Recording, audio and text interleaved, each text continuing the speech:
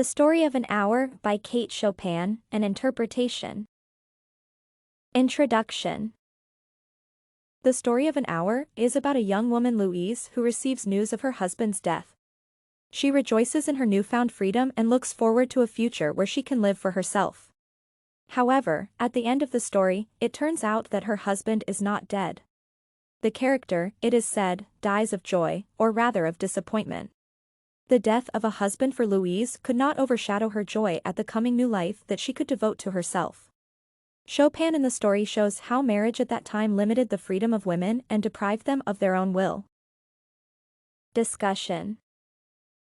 The story presents important points about the nature of marriage for women of that period. First of all, the death of her husband for a young woman was marked by the beginning of a new life, which both inspires and frightens her. The young woman underlines that she is now free.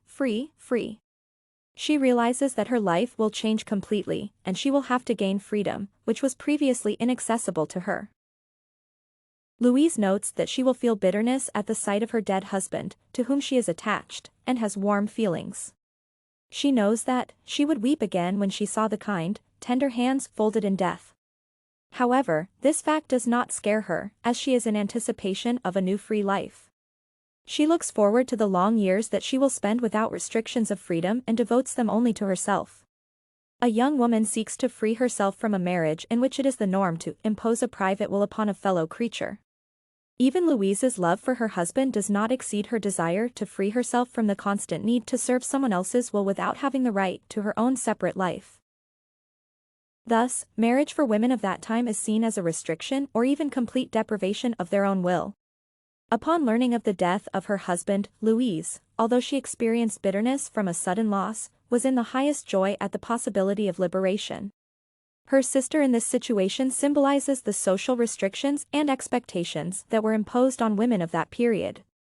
Society could not accept that women could have a desire for their freedom and life for themselves. They were meant to live in marriage and obey the will of men. Louise gazed hopefully into the open window of opportunity that the death of her husband presented before her.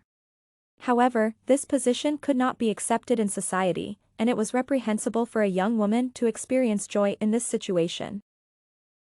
Having known fleeting freedom, Louise dies of joy when she sees her husband on the threshold of the house, alive and well.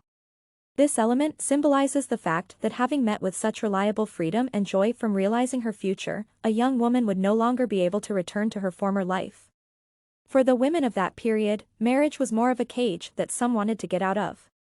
People like Louise yearned for freedom and couldn't bear to lose her again. Conclusion. Thus, Chopin shows that the women of that time were forced to obey the will of their husbands, and marriage for them was a restriction of freedom. Of course, this situation could not worry all women, but some of them even then aspired to independence and responsibility for their own lives.